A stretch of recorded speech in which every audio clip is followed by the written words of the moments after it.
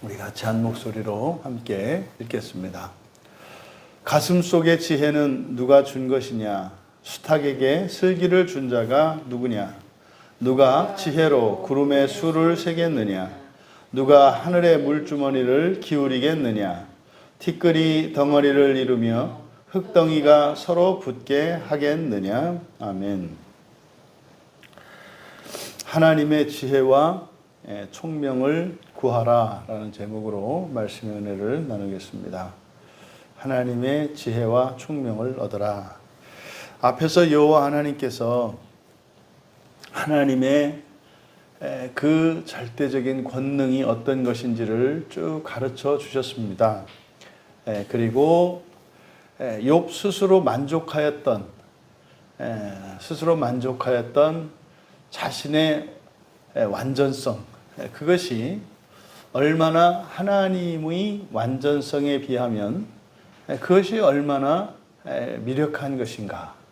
그러니까 하나님의 의와 사람의 의의 명확한 대조를 보여주신 거죠. 사람으로서 완전하다는 것과 하나님으로서 완전하다는 것의 차이가 무엇인지를 쭉 가르쳐 주신 겁니다. 그것은 뭡니까? 하나님이 사람보다 우월하다. 이것을 가르쳐 주시기 위해서 했다. 그러면 그렇게 하나님이 탁월할 정도로 초월하신 분은 아닙니다. 그를 설명해 알아들을 수 있을 정도라면은 그냥 조금 더 비교적 더 나은 것에 불과하지. 그것을 능가하는 초월성은 설명이 필요 없는 거죠.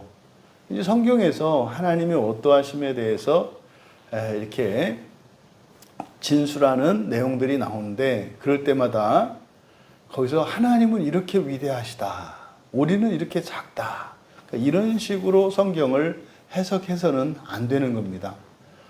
아니 사람들 사이에서도 이렇게 올라갈 만한 나무와 절대로 올라갈 수 없는 나무를 알아서 사람도 우리가 구별할 줄 알고 어떤 사람한테는 대들기도 하고 어떤 사람한테는 절대로 안 대들고 이런 거 하지 않습니까?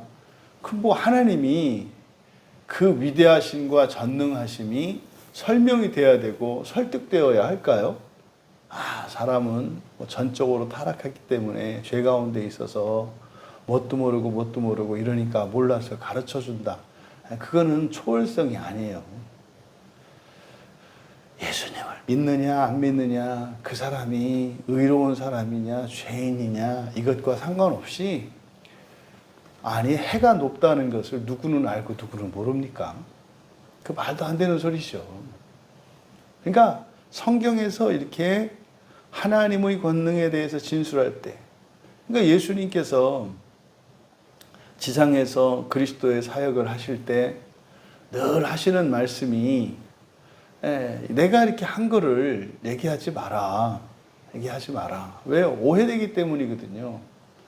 하나님은 우리들이 위대하십니다. 기뻐하시죠.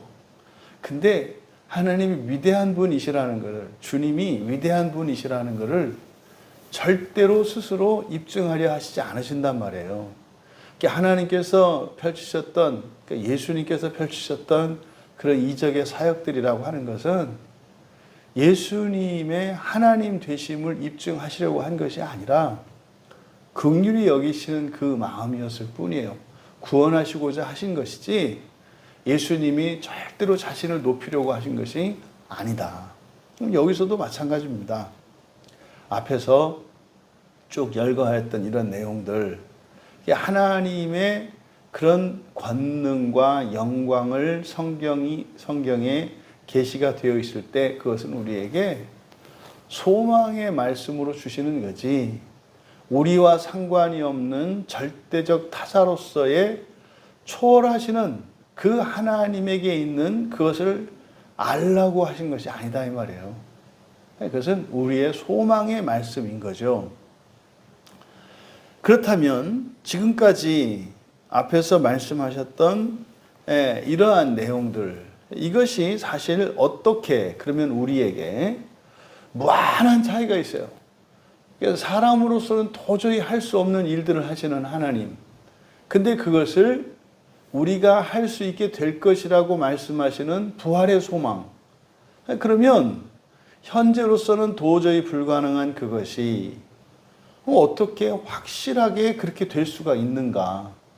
그럼 현재와 그 소망 사이, 부활 이전과 부활 사이에 무한한 그 차이, 그게 이제 누가복음 16장에서 이야기하는 낙원과 지옥 사이에 큰 구렁텅이, 큰 틈이고, 지금 우리가 살고 있는 이 시점에 존재하는 이 땅과 저 삼층천 하늘 사이의 거리, 이런 거죠.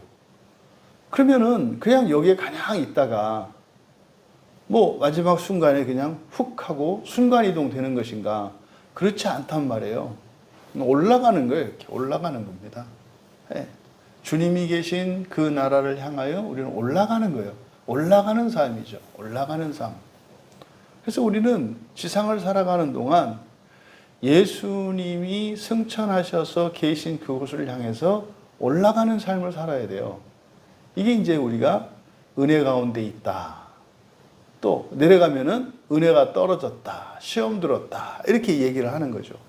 그럼 이제 하나님께서 욥에게 절대로 불가능한 그러한 권능과 그러한 영광을 얻기까지, 그럼 우리가 무엇을 어떻게 하고 살아야 하는가, 또 그러한 하나님의 권능을 얻기 위해서 필요한 게 무엇인가, 이것을 이제 말씀하는 건데, 결국 지혜와 총명에 대해서 말씀하는 겁니다. 36절에 가슴 속의 지혜는 누가 준 것이고 수탉에게는 슬기를 누가 준 거냐. 그래서 여기는 이제 슬기라고 이제 번역이 되어 있는데, 주로 이제 총명과 명철로 주로 번역되어 있죠. 이게 비나라는 말인데 분별력입니다. 이게 무엇인가를 보고 파악하고 이해하고 이렇게 비교할 수 있는, 둘을 비교했을 때 어느 게 더 크고 어느 게 작고, 이것의 장점은 무엇이고 약점은 무엇이고, 이렇게 통찰력입니다. 이것을 이제 구약 성경에서는 여러 가지 단어들로 이렇게 번역되어 있어서 이것도 이제 하나로 통일시켜야 되는 말인데, 이 비나의 개념은 그렇다. 통찰력은 뭐예요? 비교하고 대조할 수 있는 그 분별력입니다. 그러면 저는 이걸 그냥 총명으로 번역하기를 좋아해요. 역대상 22장 12절에 총명으로 이렇게 번역이 되어 있죠. 이게 이제 잠언에서는 명철로, 잠언에서는 주로 명철로 번역이 되고 또 총명으로도 번역이 되고 그렇습니다. 그러면 어쨌든 여기는 지혜와 총명을 이렇게 대꾸시키고 있어요. 서로 대조하고 있죠. 그러면 내면의 지혜, 그러니까 여기서 가슴속 할 때 이 가슴이라고 번역한 말이 투하라는 말인데, 이 투하는 내면이라는 뜻이에요. 안과 밖이 있지 않습니까? 무엇의 내부, 내면, 이게 투하고요.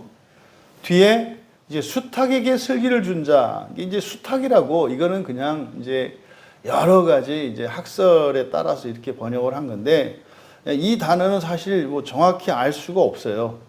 성경에 딱 한 번만 사용되었고, 이 단어가 어떤 뜻일까? 그래서 이제 외래어일 것이다. 뭐 이런저런 이제 의견들이 있습니다만, 이제 추정해야 되는 거죠. 추정. 그러면 여기서는 지혜와 총명이 이렇게 대꾸를 이루니까, 그러면 가슴속과 수탉이라고 번역된 이 셰크위라는 말이 이렇게 대꾸를 이루는 거예요. 그러니까 앞에 있는 내용, 가슴속이라고 번역된 이것이 이제 투하, 내면이니까, 그러니까 이 수탉이라고 번역한 이 셰크위 같은 경우에는, 그러니까 이것은 뭐 바깥 외면을 나타내는 뭐 이런 개념이겠구나. 뭐 이렇게 우리가 이해해도 큰 무리가 안 됩니다. 또 실제로 이 셰크위를 현상으로 번역을 합니다. 현상. 그래서 뭐 이게 히브리어가 상형자이니까, 그래서 철자들의 그 의미를 가지고 이제 그 뜻을 밝혀내는데, 이런 경우에 그래서 이걸 이제 하늘의 현상. 왜냐하면 지금 하늘에 일어나는 일들을 이야기했기 때문에 이런 별자리라든지 성좌라든지 하는, 그래서 이 현상들을 나타낼 거다. 그러니까 내연과 내포와 외연에 대한 이야기죠. 우리 안에. 그러니까 마치 지혜는 우리 안에 있고, 그리고 총명은 겉으로 드러나는, 이것으로 지금 여기서 묘사가 되어 있는 겁니다. 그래서 누가 내면에 지혜를 두었는가, 그리고 누가 현상에 총명을 두었는가. 결국 말씀하고자 하는 게 뭐냐면, 하나님의 그 창조의 능력, 권능이라고 하는 것은 바로 지혜와 총명의 결과다. 이렇게 말씀을 하는 거죠. 지혜와 총명. 그래서 성경에서 사람이 취해야 하는 가장 으뜸, 최고의 가치, 그것을 지혜로 이야기해요. 잠언이 특히 이제 지혜에 대한 말씀을 하죠. 그래서 지혜가 으뜸이니까 지혜를 사라. 잠언 4장 7절에. 또 너의 소유로, 네가 가진 것으로 명철을 사라. 또 이렇게 얘기를 하거든요. 그러니까 지혜와 명철을 사라. 이게 최고 가치 있는 것이다. 이렇게 이제 이야기를 한단 말이에요. 그래서 또 잠언 16장 16절에서는 지혜와 총명을 이제 금과 은혜에 빗대어서 이야기를 하거든요. 심지어 잠언 3장 18절에서는 지혜를 얻은 자에게는 생명나무라. 이 지혜라고 하는 게 생명이라고 말해요. 그래서 잠언을 읽을 때 우리는 지혜라는 말 대신에 예수 그리스도를 집어넣으면 본문의 뜻이 확 살아납니다. 왜냐하면 모든 지혜의 시작과 근본은 여호와 하나님 예수 그리스도이시기 때문에 그런 거죠. 또 이 총명이라는 건 그럼 뭐냐? 그럼 잠언 9장 10절에서는 거룩한 지식이 총명이다 이렇게 말해요. 거룩한 지식은 뭡니까? 신약 성경에서 보면 이거를 영적인 지식이라고 하죠. 이 세상이 아닌, 이 세상과 구별된 다른 세상, 이게 하나님 나라, 천국이에요. 그러니까 천국에 대한, 하나님 나라에 대한 이러한 지식들, 이것이 구별된 지식이고 거룩한 지식이에요. 이것은 영적인 지식이죠. 그래서 이 영적인 지식, 이게 총명이다 그래요. 여러분들이 이해할 수 있죠. 성경 말씀을 깨닫고 보면은, 그럼 이제 성경에서 어떤 명제들이 나오잖아요. 교리들이. 이런 거구나. 그럼 어떻게 돼요? 어떤 사건들이나 나에게 일어나는 현상들이 해석이 돼요.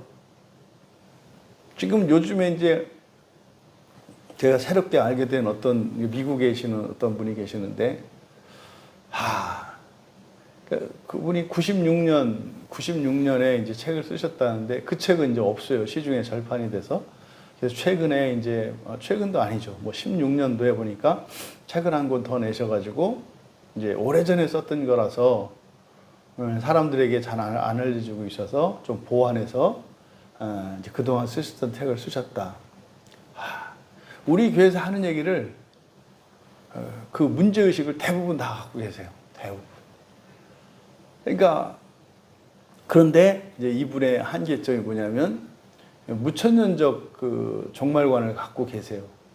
그러니까 답을 못 내리는 부분들이 있어요. 그러다 보니까 이제 개인의 어떤 창의력을 이렇게 풀어내시더라고요. 그래서 지금 이제 그분의 책에서 답을 찾지 못한, 이걸 뭐라고 할 거냐, 이거 설명이 안 되지 않느냐, 그래서 기존 교리에서 설명이 안 되는 거. 제가 이제 그 답을 지금 작성을 하고 있거든요. 그래서 이제 보내드리려고. 그러니까 정말 신기하죠. 그러니까 성경에 담겨 있는 이 진리를 알게 되면 총명이 생겨요. 그래서 누구의 말을 이렇게 들으면 이게 좀 지나쳤고 이것이 모자라고 뭐가 빠져 있고 이런 부분들이 이렇게 이제 보인다고요. 그럼 인생도 마찬가지죠. 이제 지금 이제 오늘 새벽에 이제 보다가 온 거는 그분이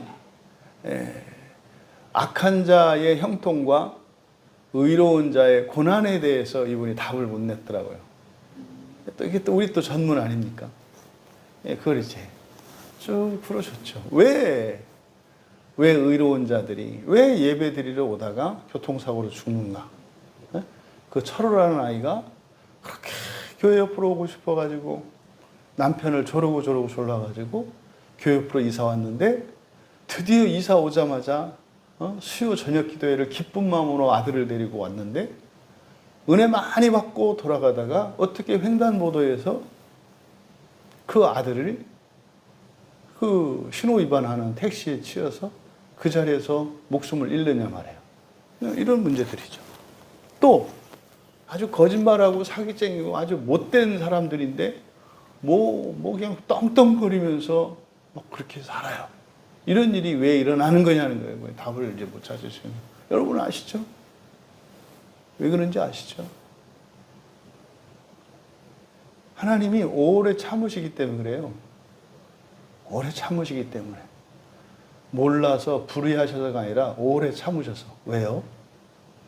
한 사람이라도 마지막까지 다 구원하시려고. 근데요, 이제 그런 생각을 갖고 있죠. 모두 구원받는 것은 아니다. 모두 구원받는 것은 아니다. 그리고 하나님의 나라는 없고, 뭐 이렇게 이제 잘못된 종말관을 가지고 있기 때문에 답을, 성경을 엄청 잘 아시는 분이에요. 거기 보면 성경 구절들을 써놓으셨는데 그 성경 구절을 해석을 못 해내시는 거예요. 답이 거기 있는데. 여러분, 이 지혜와 명철이라고 하는 것은 바로 여호와께서 세상을 창조하신 창조의 핵심이에요. 이 지혜와 총명이라는 게. 그래서 잠언 4장 5절에서는 지혜로 땅을 지으셨다 이렇게 얘기한다고요. 지혜로 땅을 지으셨다. 그리고 잠언 30장 2절에서는 이 총명이라고 하는 게 사람과 짐승의 차이라고 얘기를 해요. 사람과 짐승의 차이가 지식이 아니라 총명이라고 얘기를 해요. 총명. 그런데 또 경고의 말씀도 있어요. 잠언 3장 5절에 보면은 자신의 명철을 의지하지 마라. 근데 의지하지 말라고 하는 이유가 뭐냐면 여호와를 의뢰하지 않는 이유가 될 수 있기 때문에 그래요. 그러니까 명철이 생기면 어떻게 해요? 하나님 흉내를 낼 수 있거든요. 뭐 좀 아는 것처럼 되거든요. 그래서 어떻게 해요? 나는 이제 다 배웠다. 나는 성경을 다 안다. 그래서 이제는 내가 하나님을 도와주고 이 세상을 위해서 살아가는 사람이다. 뭐 이런 착각을 하게 되죠. 이게 이제 사람들로부터 존경을 받는 정말 흠이 없는 그런 훌륭한 분들이 빠지게 되는 그 시험이죠. 뭐 때문에? 명철 때문에. 우리의 지혜와 명철이 계속해서 자라야 되겠습니다만은 그것은 하나님에 이르기까지 중단되지 않고 계속 지속되어야 하는 일이에요. 이제 됐다. 이렇게 하는 순간 그러면 이제 하나님을 의뢰하지 않아. 하나님을 의뢰하지 않으면 어떻게 돼요? 자기가 하나님이 되든지 마귀를, 천사를 의지하든지, 이게 천사 숭배를 하든지 자기가 신이 되든지 뭐 이렇게 되는 거예요. 어쨌든 이 36절에서 지혜와 총명의 원천이 여호와 하나님이신 것을 말씀합니다. 그래서 우리 안에 지혜로 가득 차 있고 또 우리의 밖에 그 지혜로 말미암은 창조의 일들이 펼쳐질 것인데 하나님께서 펼쳐놓은 이 삼라만상 이것이 총명의 결과라는 거예요.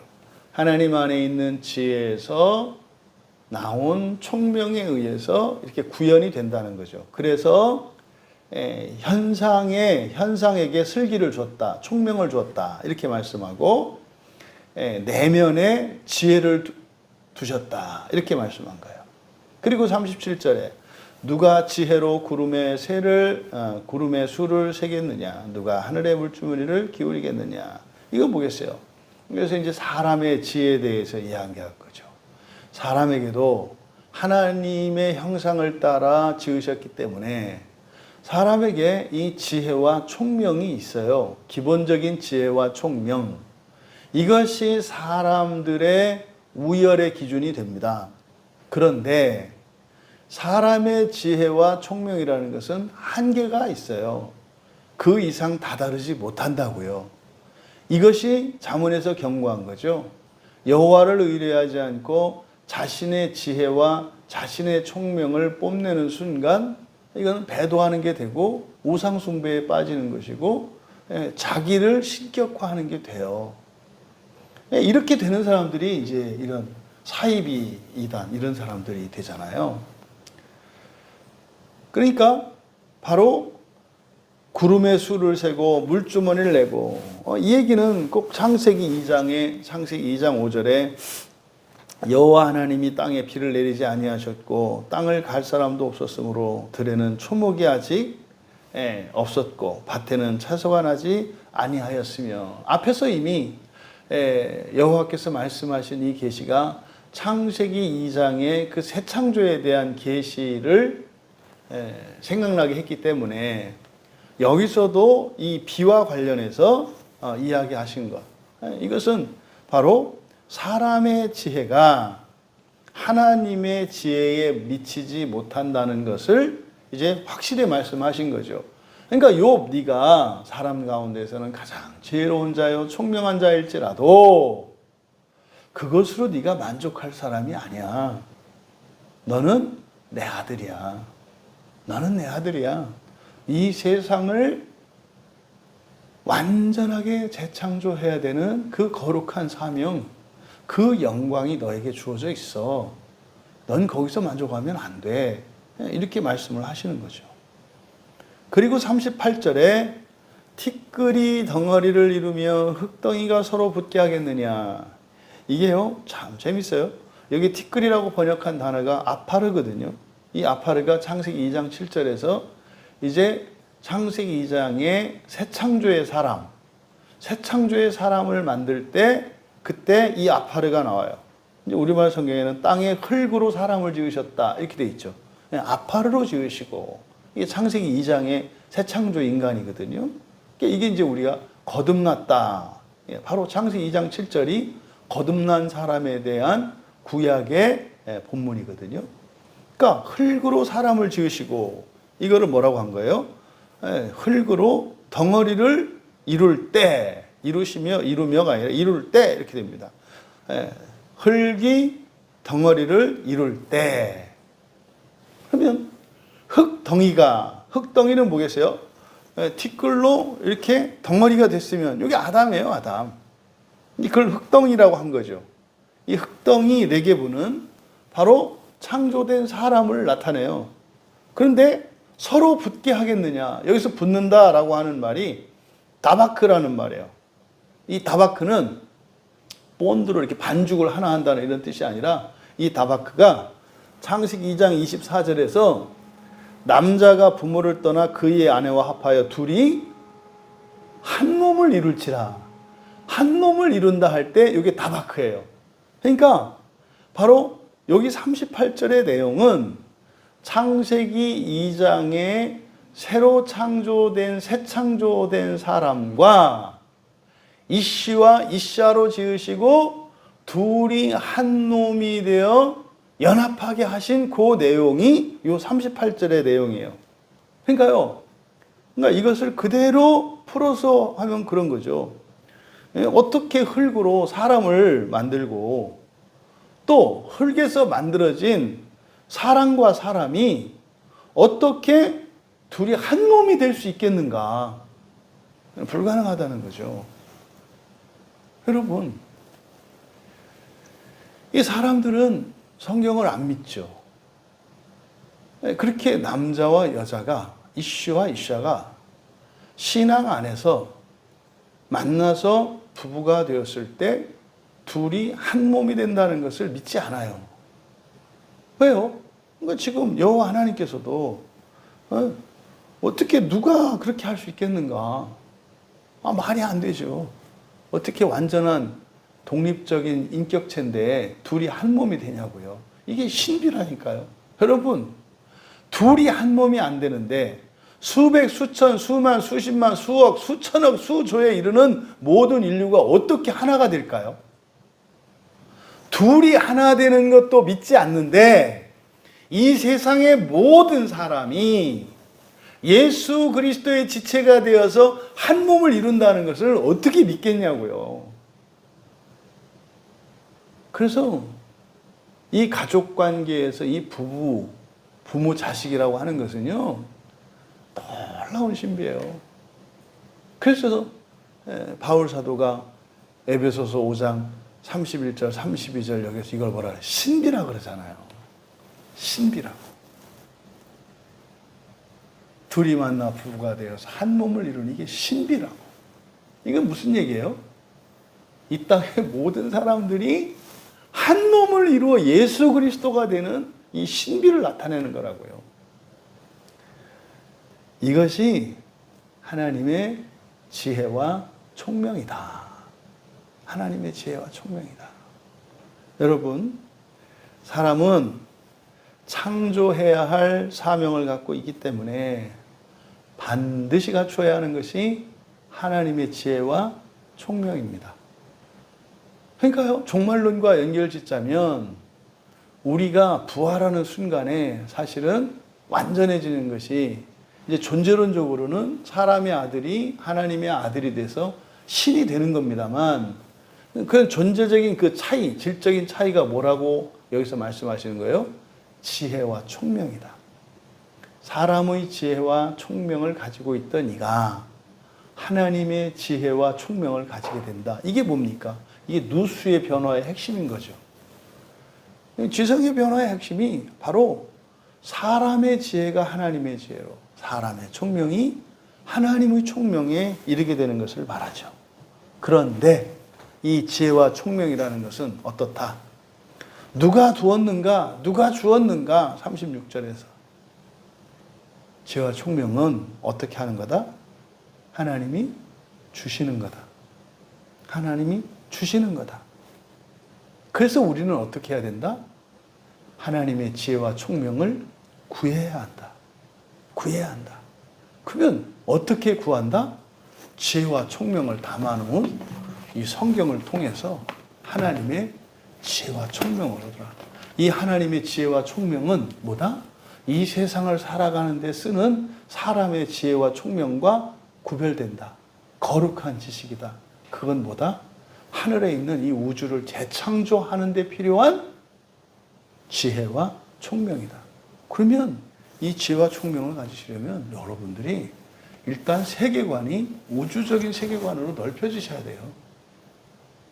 여러분의 인생의 고민이, 여러분의 인생의 기쁨과 목표가 우주적이 되어야 된다고요. 최소한 우주적인 세계관이 돼야 돼요.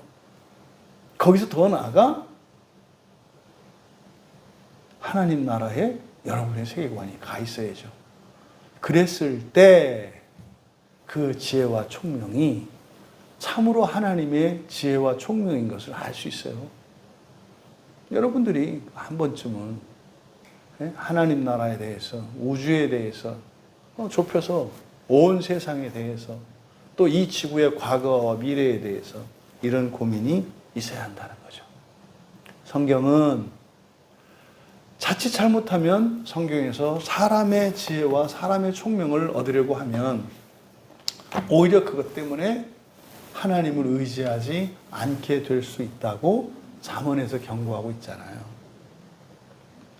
하나님의 지혜와 총명을 구하시며 성령께서 그것을 위하여 우리 안에 와 계시다는 것.